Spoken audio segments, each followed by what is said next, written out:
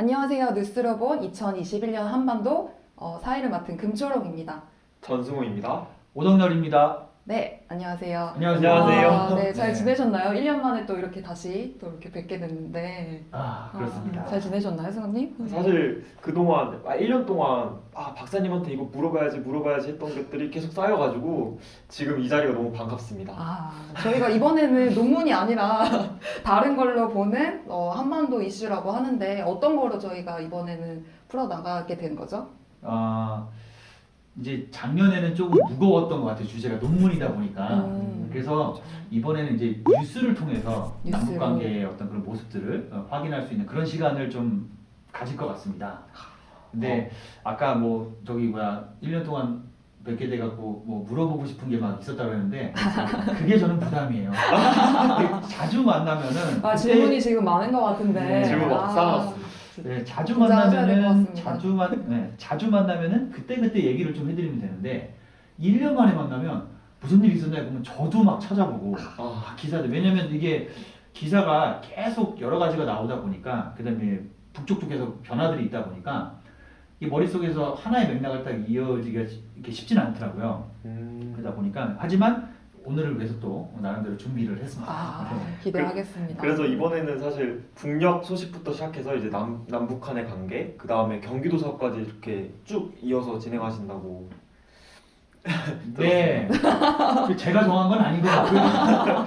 주최 측이 어떤 분이신지 모르겠는데, 저한테도 어쨌든지 그런 이제 얘기가 들어왔고, 그래서 이제 크게 세 곡 지금 말씀하신 대로 이제 북한에 대한 자체적인 소식들, 그다음에 2021년의 어떤 변화들, 그다음에 이제 북미 관계라든가 남북 관계 같이 대외적인 어떤 메시지들, 그런 것들을 또 다루고, 그다음에 이제 이곳이 지금 어디죠?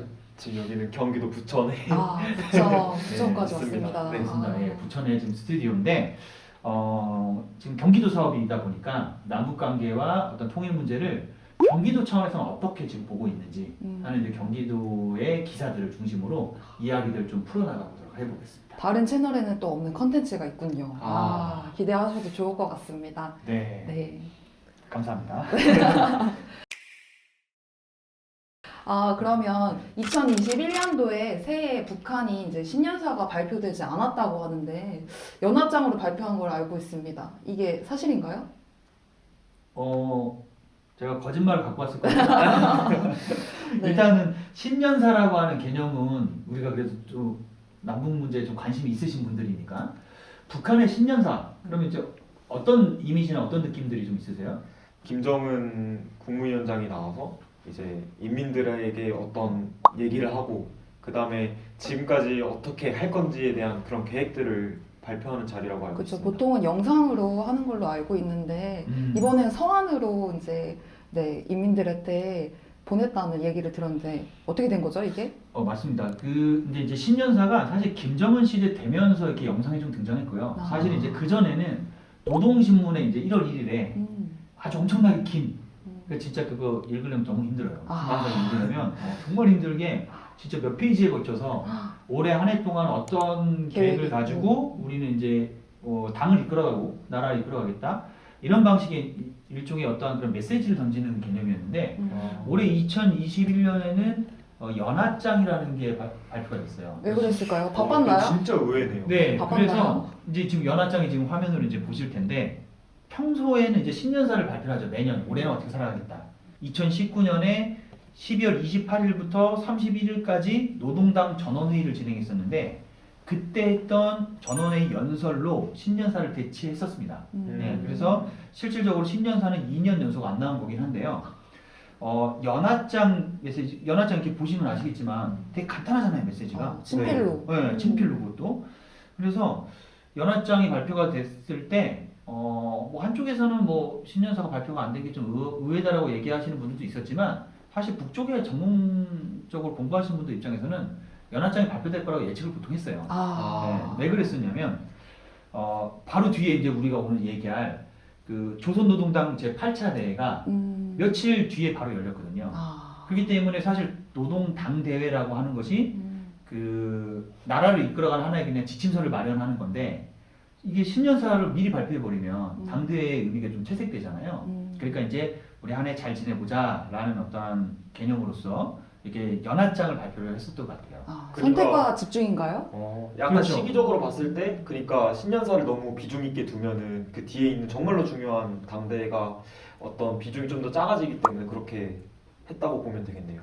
맞습니다. 음. 그래서 이번 연합장 발표된 거에서는 좀 몇 가지 좀 주목해 볼 것이 있었어요. 사실 2021년도에 이것도 그 이제 연구자들이라든가 전문가들마다 해석이 조금씩 다르긴 한데 연합장에 있는 그 메시지 중에 좀 제가 주목하는 게 뭐가 있냐면 뉴스 기사에서도 지금 연합장에 대한 소식이 나왔는데 제가 생각하고 있는 특정한 메시지를 의도적으로 쓰지 않은 뉴스들이 좀 있어요. 아. 예. 어떤 거냐면 일단은 이 연합장이라고 하는 개념으로 등장한 거는 1995년도 이후에 26년 만에 등장을 했고요. 되게 아. 오랜만에 나온 거죠. 진짜 오랜만에. 네. 왜냐면 일반적으로 신년사를 계속 발표를 하니까. 근데 거기에 시장 메시지에 이게 있습니다. 새해를 맞으며 전체 인민에게 축원의 인사를 삼가드립니다. 라는 메시지가 있거든요. 여기서 혹시 좀 제가 무엇에 주목했을까? 한번 퀴즈.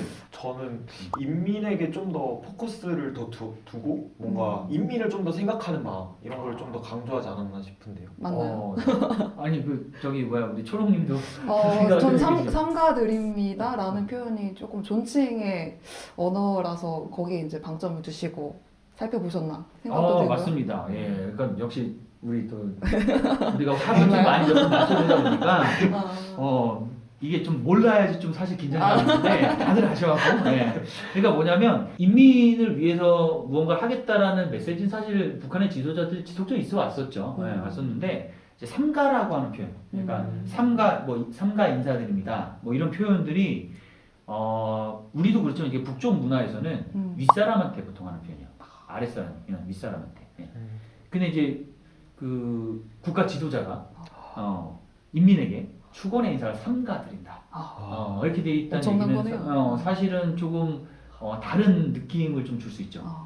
그래서 이제 어떤 뉴스들 보니까 여기에 보면은 그냥 삼가라는 표현을 빼고 축원의 인사를 드렸다라는 식으로 이제 표현되어 있는 것이 그런 기사들이 좀 있었는데, 근데 삼가라고 하는 표현이 좀 주목할 수 있는 거고요.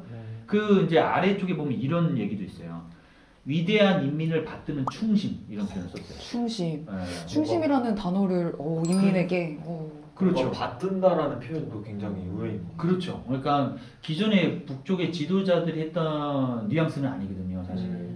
이게 물론 이제 연합장이기 때문에 좀 더 친근한 이미지로 다가설 수는 있었겠지만, 어쨌든 이런 메시지의 어떤 변화적인 측면이 목격이 되고 있고요. 그 인민을 받드는 충심 뒤에 문구는 일편단심 변함없을 것을 다시금 맹세하면서 상당히 어떻게 보면은 이제 그 인민들이 보통 국가 지도자에게 충성을 다할 때 하는 메시지 같은 느낌이 들잖아요. 그러게요. 파격적인데요. 근데 이것을 이 지도자가 이렇게 했다라는 것은 뭔가 새로운 변화일 수도 있다 이렇게 지금 보여지고 있는데 어쨌든지 지금 전문가들 입장에서는 두 가지 입장이 있는 것 같아요. 한쪽에서는 김정은의 리더십이 변화된 거다 이거는 카리스마적인 리더십으로 이렇게 가기에는 좀 아닐 거라는 걸 좀 판단을 했다라는 입장이 있고요. 근데 또 한쪽에서는 이건 김정은의 권력이 약화됐다는 것을 단적으로 보여주는 하나의 이제 메시지다 이렇게 보시는 분들도 있어요. 그래서 이 부분은 뭐 최근 들어서 또 다시 또 이렇게 수령이라는 용어가 뭐 나오기 시작하면서 김정은 이제 총비서의 권력이 강화되는 거 아니냐라는 입장도 있기는 한데 어쨌든 우리가 항상 그 북한 소식은 가봐야 하는 거 아닙니까? 그렇죠. 그래서 양쪽의 입장이 다 지금 있는 상태입니다. 이 연합장 하나만 가지고도 지금 다른 또 어쨌든 해석을. 그래서 1월 1일에 나왔던 연합장서부터 사실은 우리들에게 많은 또 이제 질문들을 던져줬었죠.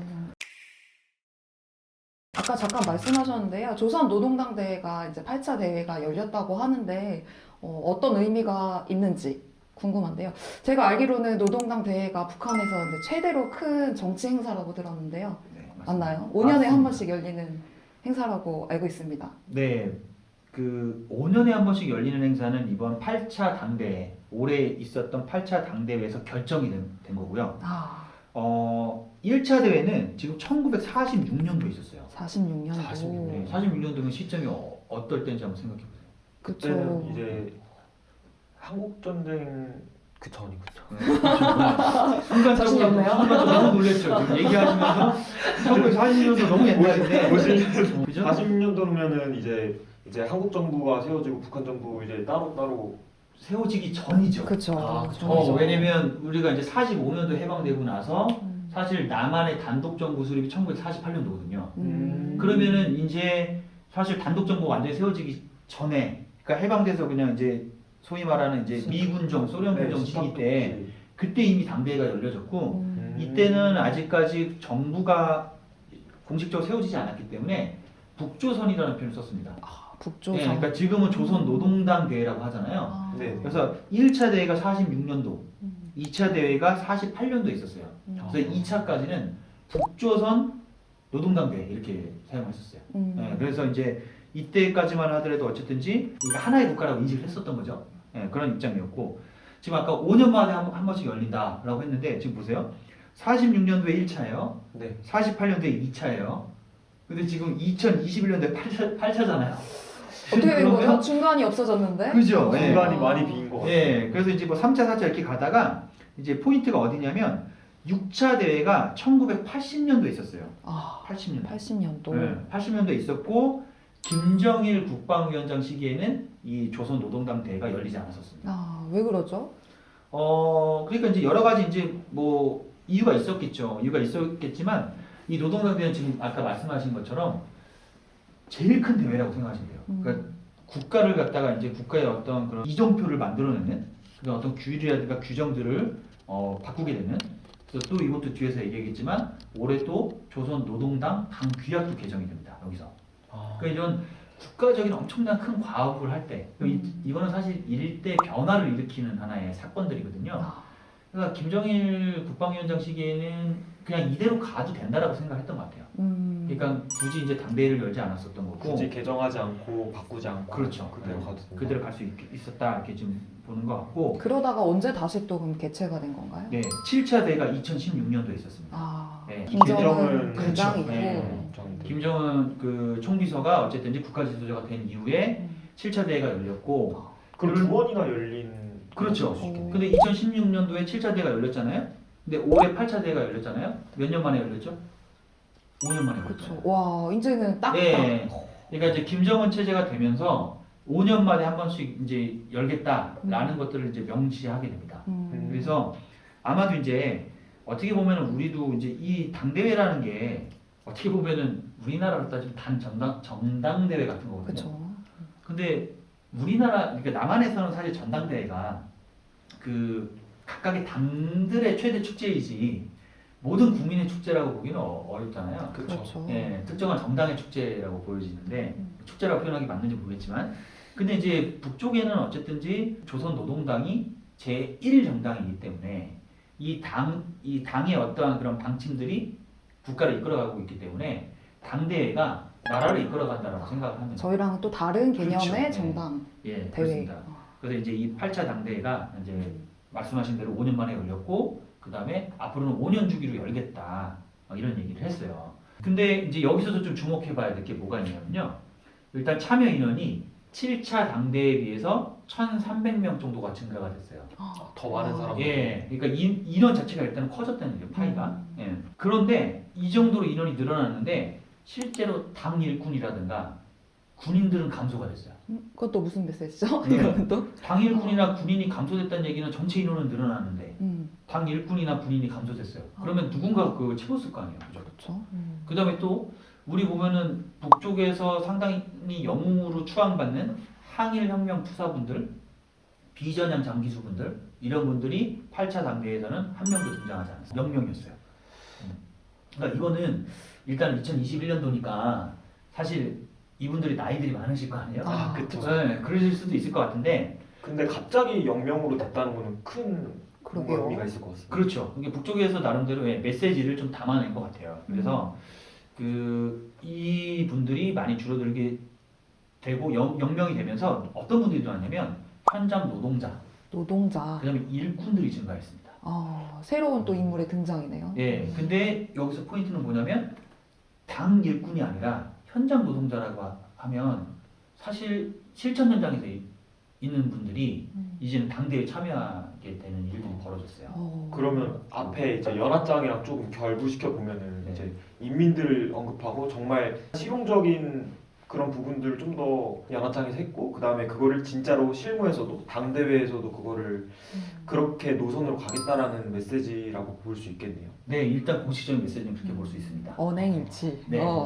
그래서 혹시 그 북한 용어 중에 세포라고 하는 용어 아세요? 세포 당대회라고 저 들어본 것 같습니다. 세포가 무슨 뜻인지 혹시 우리 성우님은? 세포가 이제 우리 몸을 구성하고 있는 이제 하나하나의 세포 이렇게. 맞아요. 그 뜻도 있고요. 북쪽에서는 다른 뜻을 쓰이는데 뭐냐면 항상 조직사회잖아요. 북쪽은 조직사회 중에 조직단 중에 가장 작은 조직을 세포라고 표현하거든요. 세포. 무슨 세포 무슨 세포 세포 조직 10명 내외. 예. 근데 그 세포 조직을 위한 그 연수 같은 거를 지금 북쪽에서 많이 진행하고 있어요. 네, 그러니까 이게 현장 일꾼들에 대한 강조점이 계속 늘어나고 있다. 사실은 그전에는 세포라는 단어를 많이 들어보지 못했던 것 같은데 올해 들어서 세포라는 단어를 유난히 많이 들었던 해였던 것 같아요. 네, 맞습니다. 그래서 이렇게 어쨌든 이제 8차 당대회가 나름대로 중요한 메시지들이 있지만 어떻게 보면은 좀 이제 현장 중심적인. 근데 여기서도 이제 또 중요한 게 우리가 뭐 다음 시리즈나 또 말씀드리겠지만 경제 분야에 대한 언급이 가장 강하게 드러났습니다. 그리고 경제를 실패했다라는 메시지를 스스로 김정은 총리가 인정을 하고 굉장히 충격적이었어요. 네, 그래서 앞으로 우리가 좀 더 노력해서 잘 살자. 그래서 이제 뭐 지방 건설에 좀 주력하거나 이런 얘기들이 등장을 했었습니다. 그러면은 마무리해 보자면 네. 그 김정은 총비서가 그 처음에 던졌던 어떤 연합장에서의 인민 강조, 그 다음에 8차 당대에서의 어떤 실용주의, 그 실질적인 노동자 전문가들에 대한 언급, 그 다음에 마지막에 경제 실패와 언급과 관련돼서 이제 김정은 총비서가 어떻게 변화해 가는지를 좀 더 주목해 보면은 이 기사를 읽는 것에 대해서 어떤 의미를 가지고 올 수 있지 않을까 싶습니다. 네, 맞습니다. 어제 우리 초롱님께서는 지금 이야기 나누었던 것에 대해서 어떻게 생각하세요? 어떤 느낌이 드세요? 예전하고 북한이 많이 달라지고 있구나라는 생각도 드는데 또 아까 박사님 말씀하셨다시피 이거는 또 어떻게 해석을 하느냐에 따라서 달라지기 때문에 조금 더 지켜봐야 될 것 같지만 어쨌든 북한이 많이 변화하고 있구나라는 것들을 느낄 수 있었던 시간이었던 것 같습니다. 네, 맞습니다. 그래서 사실 안 변하는 사회는 없잖아요. 그러니까 우리가 보통 북한은 변하지 않는다라고 이야기를 던질 때는 우리의 기대치가 이만큼 있기 때문에 그만큼 있기 때문에 이 정도 변하니까 안 변했다고 표현을 하는 것 같아요. 그래서 어쨌든 우리 남한 사회도 이제 시시각각 변해가고 있듯이 북한도 변해가고 있는 것 같습니다. 그래서 이제 이렇게 하여튼 2021년이 시작됐다라는 이제 이야기를 좀 하면서 우리 또 다음 시간에 더 많은 얘기들 나누면 좋을 것 같습니다. 좋습니다. 네, 오늘 감사합니다. 너무 수고하셨습니다. 네. 네, 오늘은 2021년 북한이 어떻게 새해를 시작했는지 함께 살펴보았는데요. 큰 도움이 되셨으면 좋겠습니다. 그럼 이것으로 오늘 영상은 마무리하겠습니다. 다음 시간에 또 만나요. 안녕. 안녕.